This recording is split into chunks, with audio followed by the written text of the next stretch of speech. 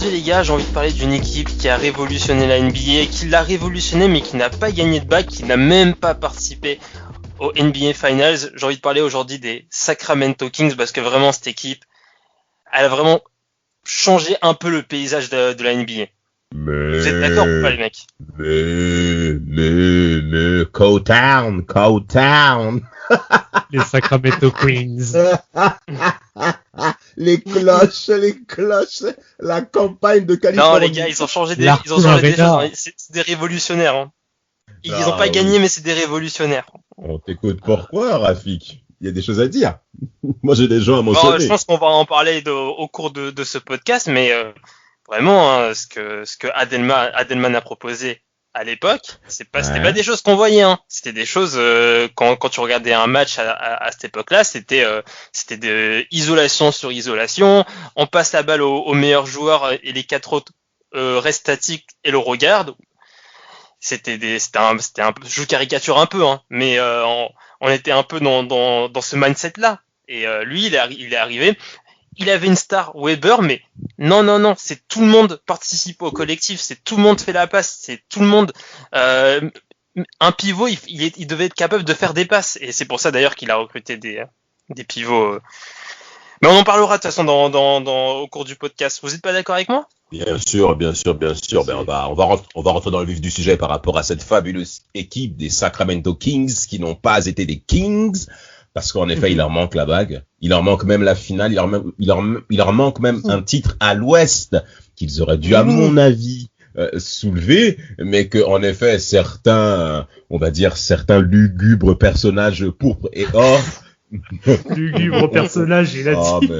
Non mais les gars, franchement, la Samuel Team, tous ces mecs des Lakers 2002, franchement. Ils sont insupportables. Non mais laisse tomber ces mecs-là. Et LeBron James les a rejoints. Alors là, déjà que je les aimais pas beaucoup, alors là, je vais les... mais tu vas te calmer, toi, s'il te plaît, là. Voilà. Toi, dès qu'on touche à ton LeBroniste, là, ton mec d'Ohio, tu pètes les plombs, là. Mais en fait, les Kings, c'est une équipe, en effet, qui a un goût d'inachevé, vraiment un goût d'inachevé, parce que bon, c'est vrai, il faut quand même remonter un petit peu aux années avant Rick Adelman. C'était une équipe qui était basée sur un seul joueur majeur qui était Mitch Richmond, si on se souvient bien, hein, l'ancien leader, qui faisait partie du trio TMC avec les Warriors. Il a rejoint les Kings. Et il a été leader offensif de cette équipe de 91 jusqu'à 98.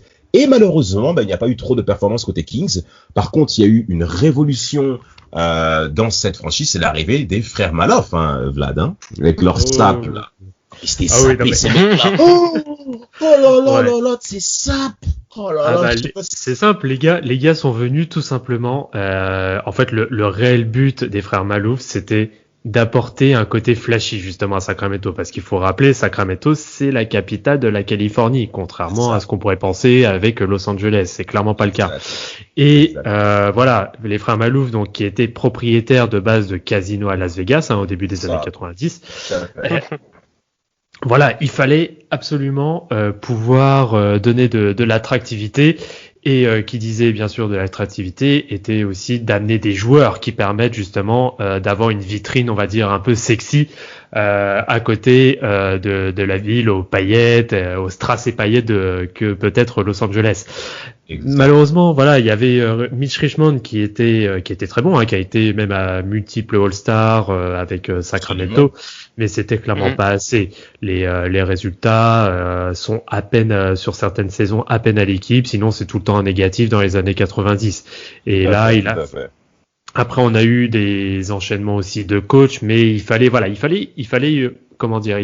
se démarquer du jeu justement, où c'était très en isolation, beaucoup basé aussi sur le jeu intérieur. Bon, après on va quand même retrouver du jeu intérieur auprès de Sacramento, mais il faut que ça court, il faut que ça arrive à shooter à distance assez facilement.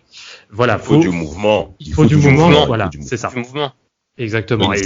Offense. C'est ça. Et le problème, c'est que dans les années 90, on avait une pace qui était quand même très basse. Donc voilà, il fallait révolutionner la chose. Et voilà, après, ça vient. De toute façon, les Sacramento Kings des années début 2000, ça se résume pour moi à un homme qui va vraiment donner le mindset à cette équipe, c'est Rick Adelman. Exact. Totalement. Parce qu'il faut rappeler que là, aujourd'hui, dans la NBA moderne, l'équipe avec la plus faible pace a une pace beaucoup plus haute que l'équipe dans les années 90, début 2000, avec la pace la plus haute. Hein. C'est vraiment, on n'est pas du tout dans le même type de NBA. Et là, ce que Adelman va proposer, c'est vraiment un changement une révolution. C'est un peu augmenter cette pace avec le mouvement, et du coup ça a passé par le recrutement de Chris Webber dès 98 avec le trade envoyant Richmond et Otis Thorpe à Washington contre Webber. Exact. Il y aura aussi la draft de Jason Williams en 7e position, et aussi en 98 il y a Peja Stojakovic qui vient. Il a été drafté par les Kings, mais il a été drafté 2 ans avant. Il a été drafté en 96 ans. C'est ça. Je crois la fameuse draft 96. Hein. Il était là. C'est pour vous dire à tel point que ce niveau de draft était exceptionnel. Rafik, tu voulais continuer? En tout cas, on sent directement, déjà, par le recrutement et les arrivées, on sent qu'il y a cette envie d'aller vers un jeu plus en mouvement. Et aussi, il faut, avant qu'Adelman arrive, Sacramento est l'une des plus mauvaises attaques de la ligue, hein. Et du coup, dès la première saison, changement. On passe à la meilleure attaque de la ligue en termes de points par match. On passe de 93 points. 93,1 points à 100,2 points en une saison. Oh là là, c'est énorme, hein, c'est énorme. On s'en rend pas compte, hein, mais justement Rafik, qui est monsieur chiffre chez Team Duncast, pourra bien le mentionner, plus 9 de différentiel, quelle que soit l'activité professionnelle, je peux vous assurer que ça fait vraiment boum boum dans la tête de tout le monde. Et concrètement, Rick, qu'est-ce que t'as? Parce que t'as entendu boum boum, c'est ça? Parce que t'as ici de la suffit pour que tu... Je m'attendais à une fin un peu plus ambiguë, on va dire. Boum boum aussi, ça l'est.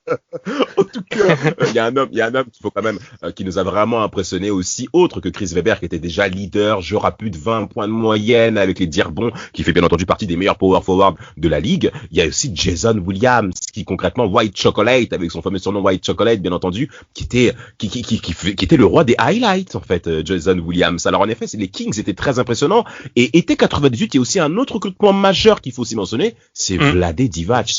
Vlade Divac arrive dans cette franchise des Sacramento Kings, qui était soi-disant la relève des pivots des Lakers, et qui va s'avérer comme étant l'un des plus grands adversaires de cette franchise au cours des années 2000. On verra ça au cours de justement de cet épisode.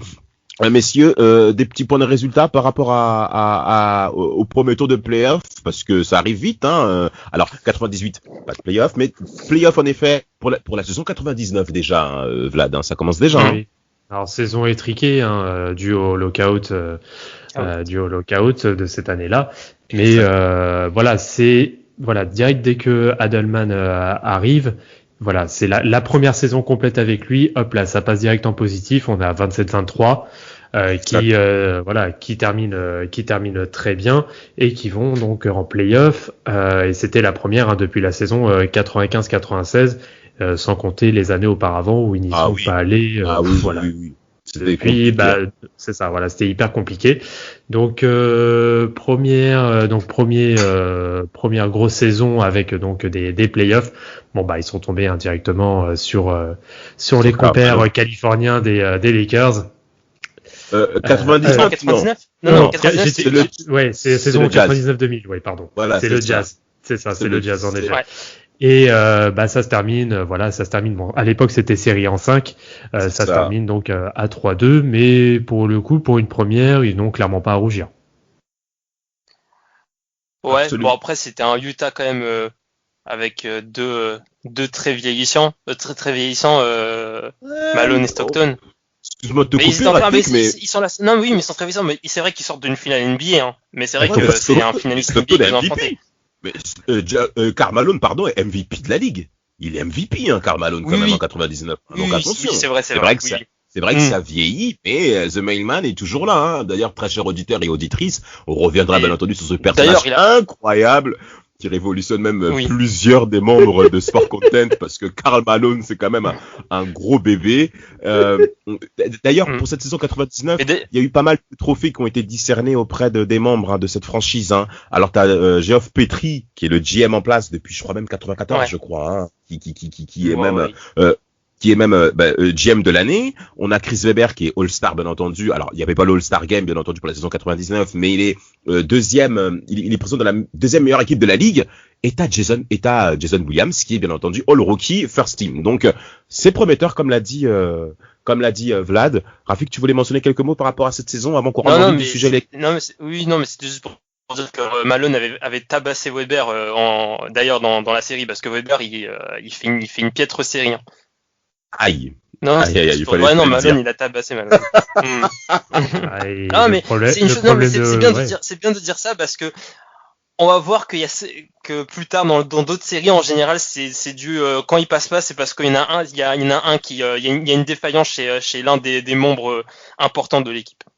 Bah le problème c'est que Weber il tient un peu sa réputation de faire de craquer un petit peu lorsque ça commence à devenir chaud quoi. Et on reviendra pas sur son époque de Michigan où il demande le temps mort, hein. Mais mais c'est vrai que ça c'est quelque chose, je pense qu'il va malheureusement traîner un peu tout le long de sa carrière, c'est qu'en effet sur les moments chauds, monsieur disparaît un peu, il devient un peu fantomatique. Très bien, messieurs. On enchaîne sur la saison 99-2000 avec une équipe majeure hein, concrètement qui se démène. C'est les Lakers qui dévastent tout sur leur passage. Hein. Shaquille O'Neal est exceptionnel. MVP de la ligue, MVP All-Star. Je crois même que c'est même l'un des meilleurs bilans de la ligue peut-être même. Je crois que c'est le meilleur bilan de la ligue côté Lakers hein, à mon avis.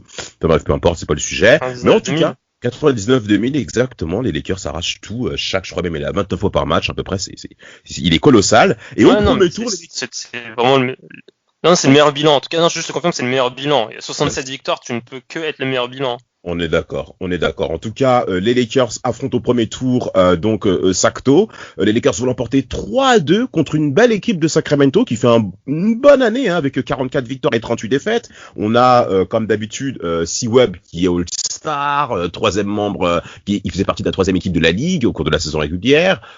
Donc concrètement c'est une bonne saison, mais là encore une fois on tombe sur un os. Et moi je trouve même que Sacto c'est même encourageant de les voir même aller jusqu'à 3-2 face aux Lakers. Je sais pas ce que vous vous en doutez, mais je trouve ça plutôt encourageant.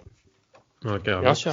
C'est complètement encourageant, mais c'est encore une année où ça bute au premier tour et c'est ce qui va créer certains mouvements sur la saison d'après hein, pour le coup. Bien sûr. D'ailleurs, en parlant de saison 99-2000, c'est même une saison où on a commencé à avoir certaines critiques envers Jason Williams par rapport à ses pertes de balles, par rapport à son style de jeu offensif. De toute manière, il faut comprendre, hein, pour signifier ça auprès de nos auditeurs, Sacto, la plupart des attaques de Sacto, notamment Sacto 2000, c'est la freestyle offense, où vous avez les deux intérieurs qui sont en tête de raquette. Et vous avez pas mal de coupes entre l'arrière shooter et l'ailier shooter. Vous avez le meneur qui n'est pas véritablement un meneur, et vous avez un taux de passe décisif qui est assez réparti sur la plupart du 5 majeur de cette équipe. Oui. Donc vous allez avoir Chris Webber qui a 4 passes D, Vlade Divac qui va à 3 passes D. Et c'est beau de voir ça, parce que généralement les intérieurs, c'est des joueurs assez rustres, assez durs. Mais concrètement, j'insiste à ce que plusieurs personnes qui s'intéressent au basket regardez Sacto 2000, des années 2000. Vous allez vraiment vous régaler. Par contre, cette saison 99-2000, messieurs, Sacto en effet regrette d'avoir affronté les Lakers aussitôt parce qu'ils font, je crois, plus de 10 défaites consécutives en saison régulière. Ça coûte cher. Et en effet, il y a pas mal de changements, Vlad, comme tu l'as dit, hein, au cours de l'été 2000. Hein.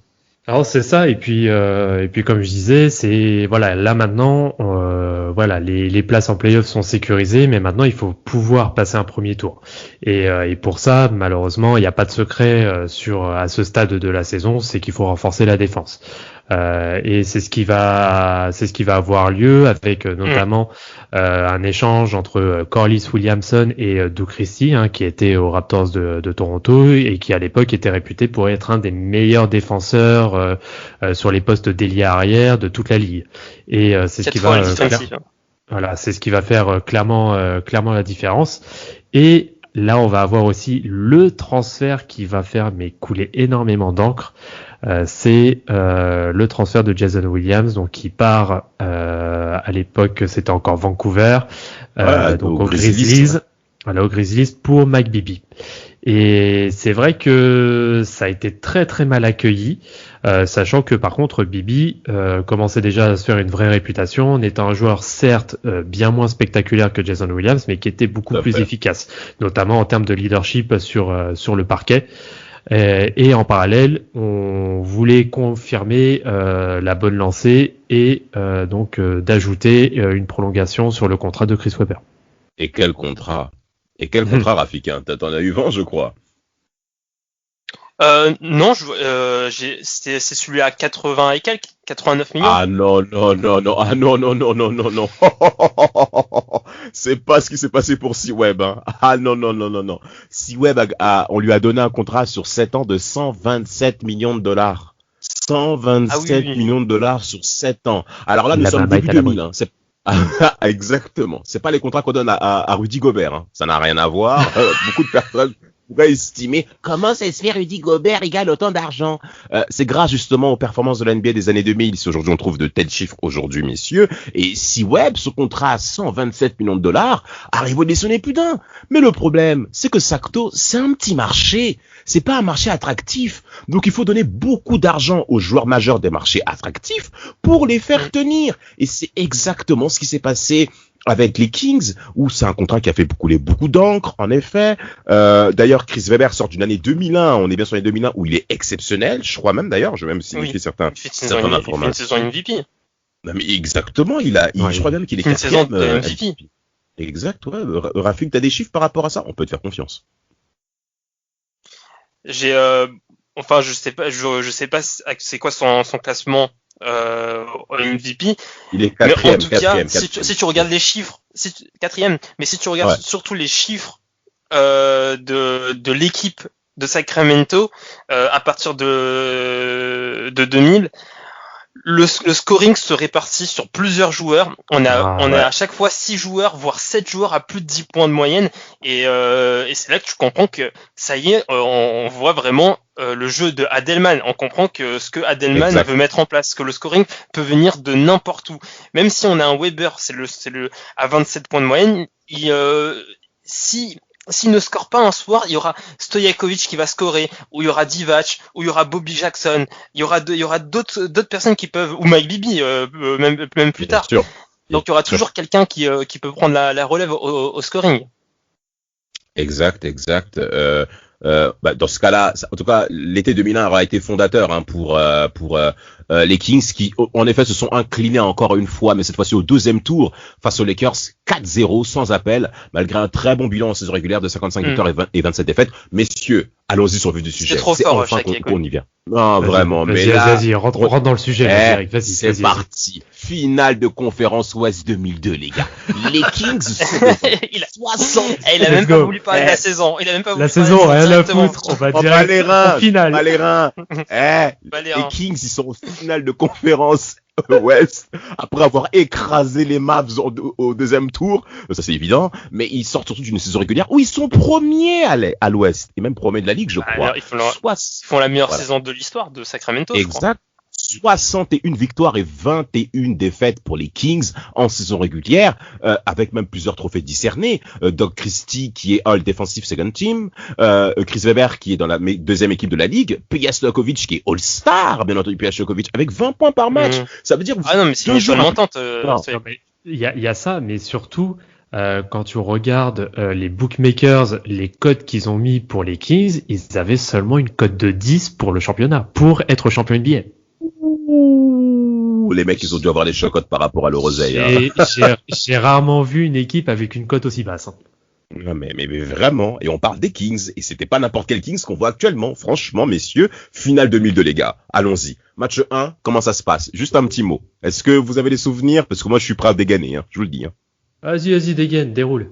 Vas-y, fais-toi plaisir. Je sens que t'as envie, là.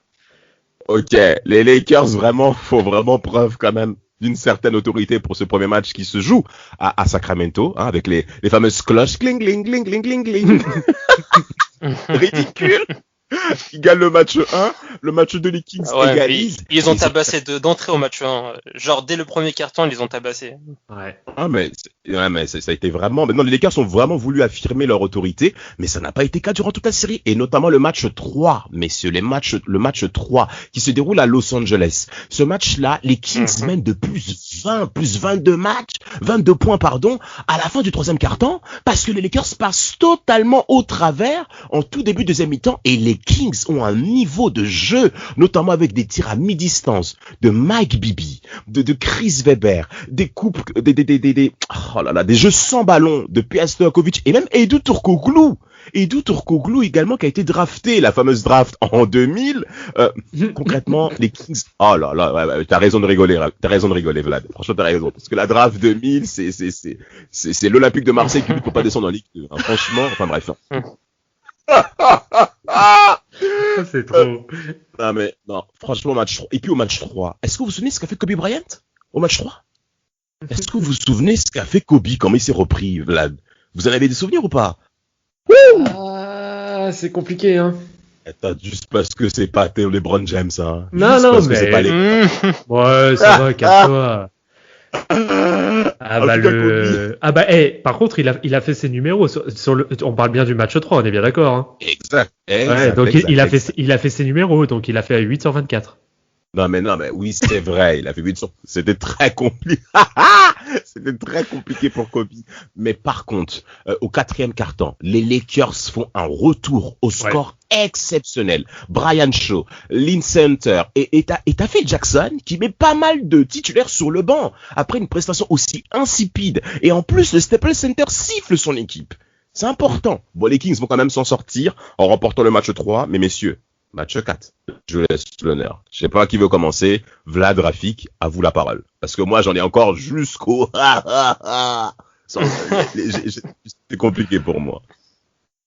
Le match 4... Mais vraiment, là, vraiment, c'est là où tout se joue. Hein. C'est là où tout s'est joué. Pour moi, le tournoi de série est ici. Hein. Mais vraiment, déjà le premier carton... Déjà, Sacramento, ils ont roulé sur Los Angeles dès le premier quart-temps. Vraiment, genre, d'entrée, je crois, il y a eu plus 20 d'entrée. Allez, hop. Incroyable. Mais la qualité de jeu. Mais oui. Mais non, mais aussi, il faut dire que il joue, c'est un Sacramento qui joue aussi sans Stojakovic depuis 2 games, hein. Stojakovic ne joue pas depuis 2 games, hein. Il joue à, oui, il est même pas en tenue, hein. C'est Hedo Turkoglu qui assure entre guillemets l'intérim et qui est très très bon, Hedo Turkoglu, hein, sur la série. Hein. Et ouais, putain, mais c'est Divac. Pourquoi il a fait ça, Divac?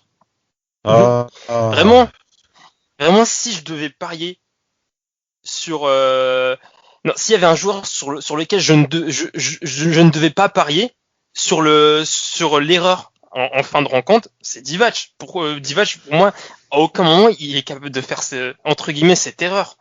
Pour toi, tu considères que c'est une erreur, toi, Rafik? Pour toi, tu considères que c'est une erreur? Un peu. Un petit peu, avec parce que je pense. Ah ouais? Un petit peu, parce que c'est la première chose qu'on t'apprend quand tu prends. C'est la première chose que t'apprends quand tu prends un rebond, c'est tu prends la balle à 2 mains. Tu la dégages pas. Non mais attendez les gars, vous rigolez ou quoi? Attendez, bon alors pour bien retracer ça pour nos plus jeunes auditeurs et auditrices bien entendu. On a affaire à la dernière possession. Les Lakers sont menés de 2 points. Le ballon arrive dans un premier temps sur Kobe Bryant. Il rate le shoot. Il y a une bagarre rebond entre Shaquille O'Neal et Vlade Divac. Mais vous pensez que Vlade Divac a la bagarre avec Shaq dans la peinture? Vous croyez que c'est facile? Mais attendez, mais messieurs, mais rendez-vous compte de l'action. L'adrénaline, la peur, la fatigue, il y a tous ces éléments qui rentrent en jeu. Bien sûr, il y a un contexte. Voilà, donc Rafik, comment tu peux dire que... Mais oui, je sais bien qu'avec le contexte, t'as pas la même capacité d'intelligence, mais quand même, je sais pas, Diva, je pensais qu'il avait, je pensais qu'il avait cette lucidité pour quand même garder une présence d'esprit à ce moment-là du match malgré le contexte. C'est ça, et surtout quand et d'ailleurs c'est même lui qui le dit en conférence de presse juste après le match. C'est Robert Horry. Le mec il dit tu oses gifler la balle, en tout cas la dégager, peut-être pensant qu'en effet le chrono allait arriver à son terme sans que quelqu'un puisse la récupérer, mais tu as Robert putain Dory qui est à 3 points. Tu ne fais pas ça. Vraiment. Je sais pas. Et moi, je suis désolé. Vladi Divac, ça va. C'est pas non plus.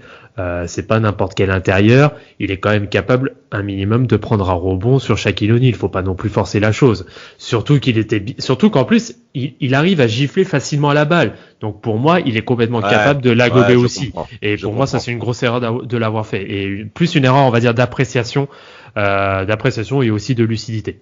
Je comprends, mais en tout cas, ce match-là était d'une rare intensité que nous, amoureux de basket, on est rarement vu. Vraiment, j'insiste à ce que tout le monde regarde et regarde ce game. Moi-même, je l'ai encore revu. Je tiens à saluer quand même le retour des Lakers au cours de cette rencontre qui, après un premier quart-temps insipide, exécrable, ont essayé de se relancer notamment par une prestation de Kobe Bryant qui est exceptionnelle. Derek Fisher qui se bat en défense sur Mike Bibby. Mike Bibby qui fait un premier quart-temps exceptionnel.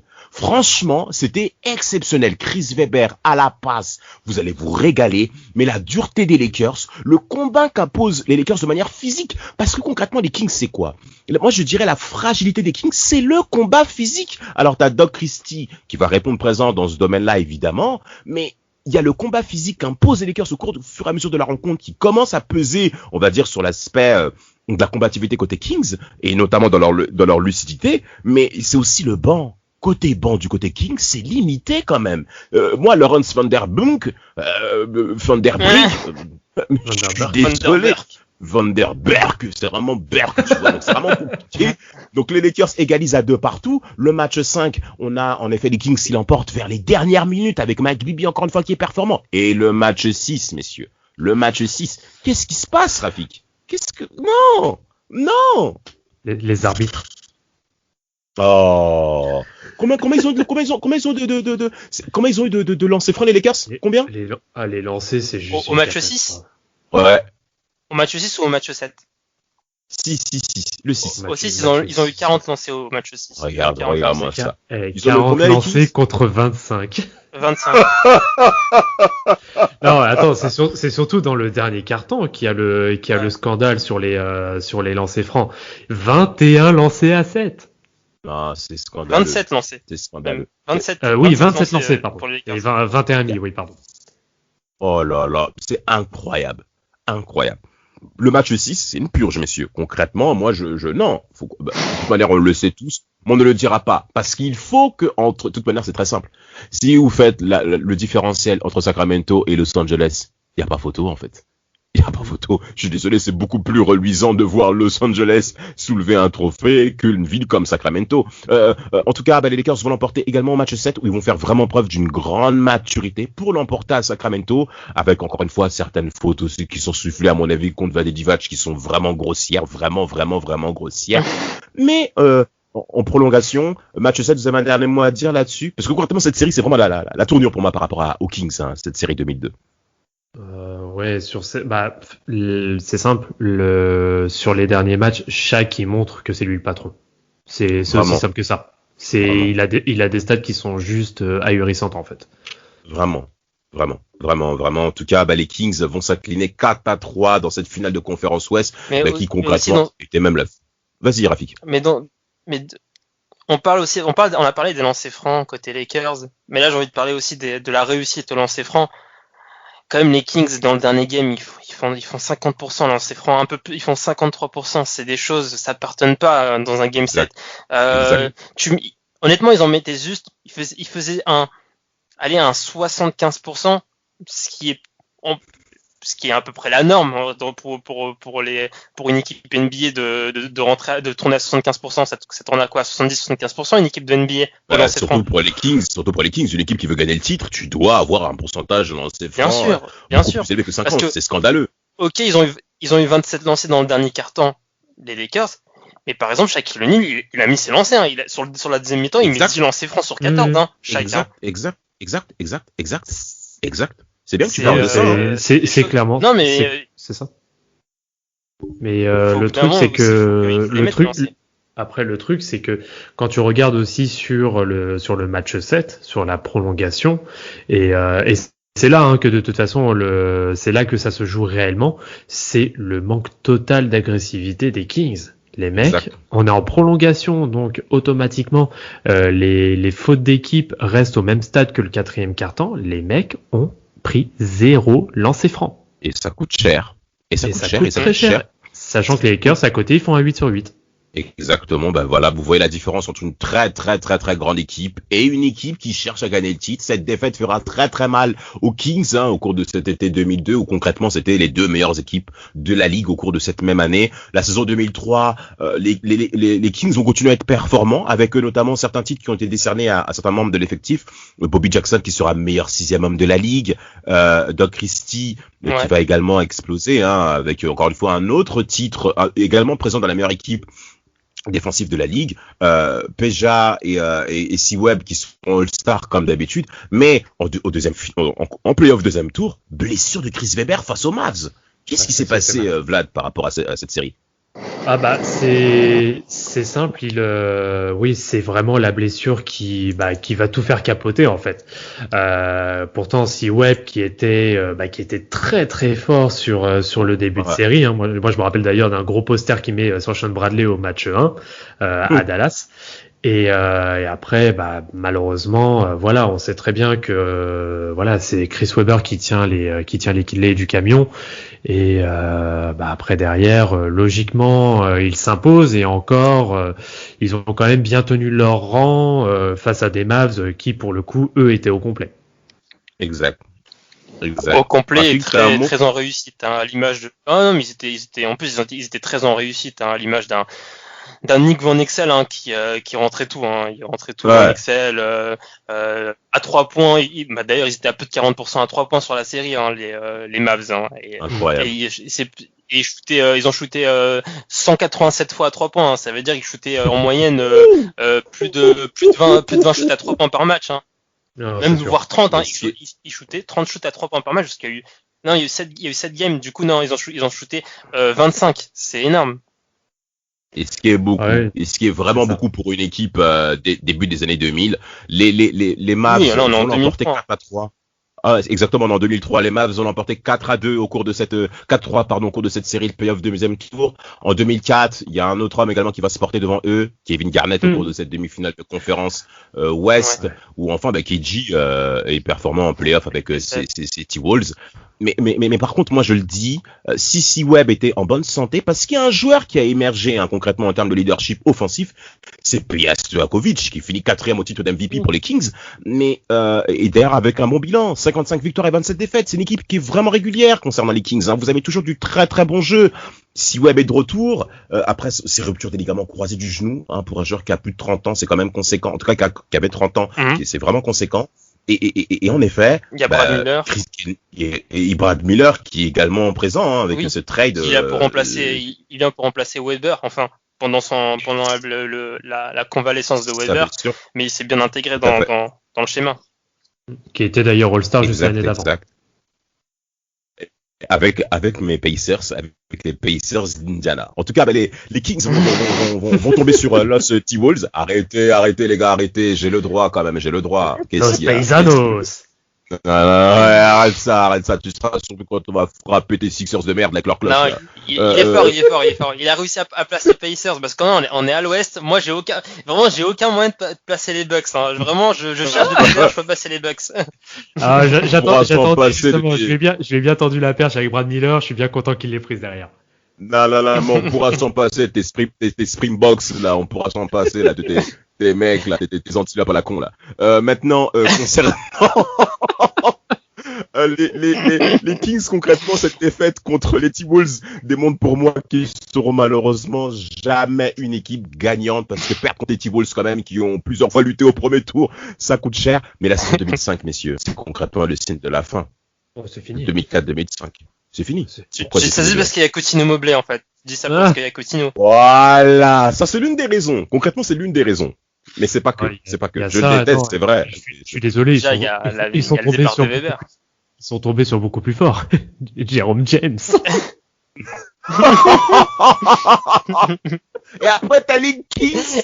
Après t'as les. En plus, il a été drafté par les Kings. Oui. C'est lui. Et après, non mais Jérôme James, alors pour donner le contexte, en fait, les Sonics vont battre les Kings au premier tour 4-1. Cette saison est quand même incroyable, hein, parce que t'as Chris Webber qui a été échangé aux Sixers contre Kenny Thomas. Brian Skinner. Putain, mon Dieu. Qu'est-ce qu'il y a Brian Skinner. D'ailleurs, petit instant promo, on fait un très bon podcast en plus sur cette série-là. Ah ouais? Ouais, c'est pas faux. Ouais, Ah oui, excuse-moi. En tout cas, mais pourquoi je m'excuse en plus? Non, Peja Stojakovic a été excellent au cours de cette saison. Malheureusement, le collectif n'a pas tenu. Vous avez un mot par rapport à cette saison 2004-2005, messieurs? Tu t'as dit que Jérôme James prend un gros contrat derrière sa série de playoffs? Oui, avec patates. Il prend combien? Par Onyx, Jérôme James. Il prend 65 patates.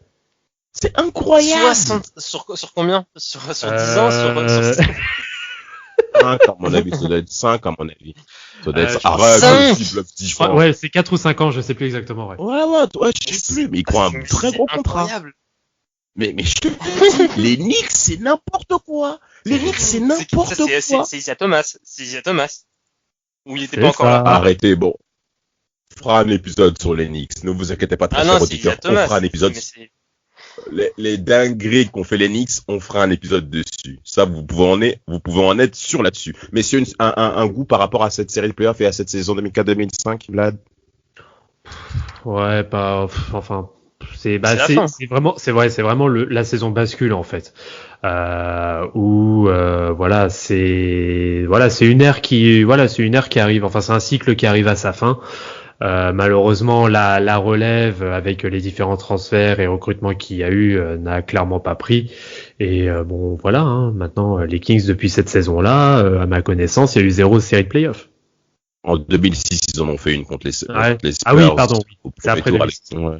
C'est ça, tu sais bien que t'en parles, parce que Ron Artest fera le trade après ces conneries de Détroit contre Peja Stojakovic pour la saison 2005-2006. Il arrive aux Kings, il promet les playoffs pour les Kings. En tout cas, bon courage à lui. C'est ce qu'il est arrivé. Il a eu gain de cause, mais au premier tour, il s'incline en effet légitimement face aux Spurs 4-2, avec certes une année avec un bilan positif, 44 victoires et 38 défaites, mais on sent clairement que côté Kings, on arrive à la fin. Rafik, un dernier mot par rapport à cette franchise qui t'a si impressionné? Bah vraiment, c'est vraiment dommage, parce que déjà même niveau draft, sur leur période, ils ont pas vraiment mal drafté, hein. Ils ont drafté, il y a eu Jason Williams au début, mais après il a été tradé pour Mike Bibby, mais sinon, il y a eu encore Gerald Wallace, il y a eu Edo Turkoglu, il y a eu Kevin Martin. Donc, ça veut dire que, en vrai, en plus, comme ils draftaient bien, ils auraient pu vraiment faire quelque chose. Ils auraient pu encore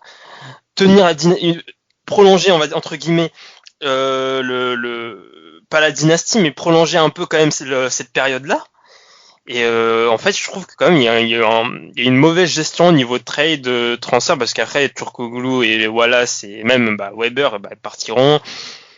En 2005-2006, il y a eu le draft de Francisco Garcia, le mec qui ressemble à un mec de GTA. Et un mec de vraiment. Non mais vraiment il fait peur, mais vraiment limite tu as l'impression qu'il peut il peut tirer en plein match. Estampillé MS13. Non mais ce mec, on dirait vraiment un mec des FARC, frère. Il peut vraiment la même tête, la même barbe, la même coupe, un vrai latino. Il doit être les mecs de Fat Joe là qui font toujours les clips la reggaeton là. Il est dans le même délire. C'est ça. Francisco Garcia. Les vagos dans GTA. Bandana jaune. Non, vraiment dommage. Un dernier mot. Oui, alors pour revenir très rapidement sur la série de 2002 face aux Lakers. Pour vous dire à quel point les deux équipes entre donc les Lakers et les Kings se détestaient comme pas possible, c'est que Phil Jackson, lorsqu'il faisait ses préparations, ses séances vidéo donc pour ces gars, il comparait Rick Aldelman à Adolf Hitler et aux joueurs des Kings à des SS. C'est incroyable. C'est un Jackson, délire. C'est un malade. Non, mais il trash talk, hein. Mais Phil Jackson, c'est un vrai trash talker, hein. Ouais. Ouais. Là, il fait le mec Non. méditation, mais il trash talk.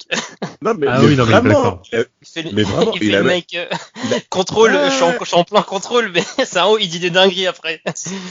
il dit des dingueries. Il a même dit Chris Bosh, c'est une pleureuse. Finale 2011, je sais plus. Chris Bosh, après le match 6, il pleure dans les couloirs. Incroyable. Et des larmes. Comme dans les veillées des Africains, là. Tous les blédards, là. Ils pleurent. C'est la même chose. Et t'as Phil Jackson, ouais, quand ton père, il faut pas pleurer comme ça et tout. Il fait trop le mec, hein. Et c'est clair qu'il y avait une véritable animosité entre les Kings et les Lakers, notamment la bagarre entre Rick Fox et Doc Christie dans les vestiaires, avec aussi Robert Torrey, plusieurs suspensions. Mais ça a été vraiment une rivalité qui a bercé nos années 2000. C'est pour ça que les Kings resteront dans nos mémoires.